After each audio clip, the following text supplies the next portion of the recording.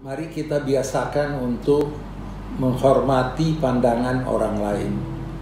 Mari kita membiasakan diri untuk tidak menjadi seorang yang eksklusivis absolutis. Artinya hanya saya yang benar dan saya yang paling benar. Harus dihindari kalau kita ingin berinteraksi harmonis dengan pihak lain. Bukan saja dengan pihak agama lain, tetapi dalam lingkup agama kita masing-masing, perilaku menghormati perbedaan itu sangat penting.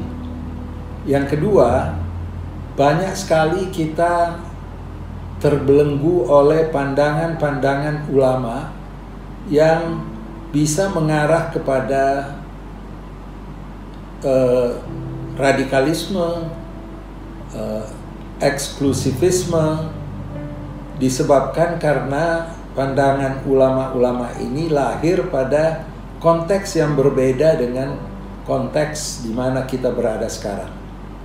Jadi kita jangan mensakralkan pandangan ulama. Yang kita harus sakralkan adalah Al-Quran dan hadis yang dijamin sahihnya, karena hadis juga bermacam-macam tingkatannya.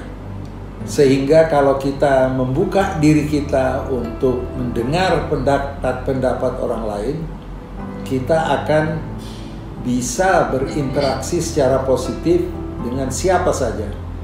Dalam rangka hubungan kita dengan ahlul kitab, mari kita kembali kepada Al-Quran. Ada beberapa ayat yang perlu kita renungkan kembali.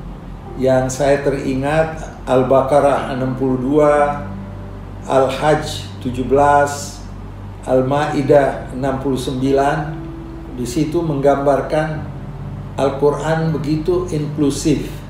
Dan juga tadi yang saya bacakan bahwa tidak semua kelompok ahlul kitab itu sama. Ada di antara mereka yang selamat. Ini pendapat Al-Quran.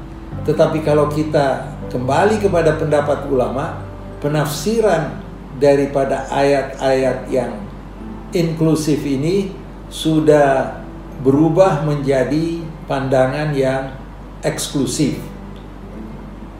Ada beberapa tokoh di Timur Tengah yang berani untuk mengkritik ulama-ulama yang sangat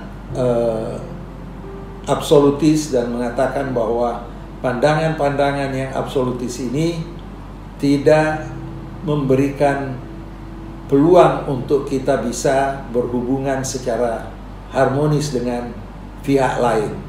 Kita tentu saja melihat betapa agama Yahudi, Kristen, dan Islam mempunyai titik temu dan persamaan-persamaan.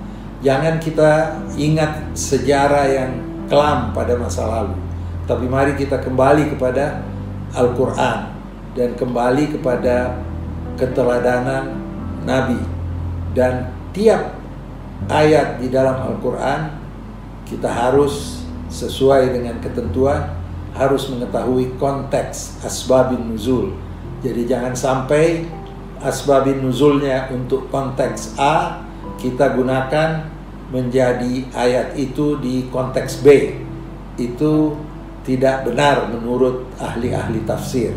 Jadi saya mengajak khususnya anak-anak muda untuk kembali melihat kepentingan kita menghargai pandangan orang lain demi persatuan kita dan demi hubungan yang harmonis yang kita bisa bangun bersama-sama tanpa ada prejudis dan tanpa ada perasaan bahwa kita yang paling benar, karena Al-Quran mengajarkan kita agar kita sama-sama menerima ketetapan Tuhan di hari kemudian. Wallahu yafsilu bainahum yaumal qiyamah.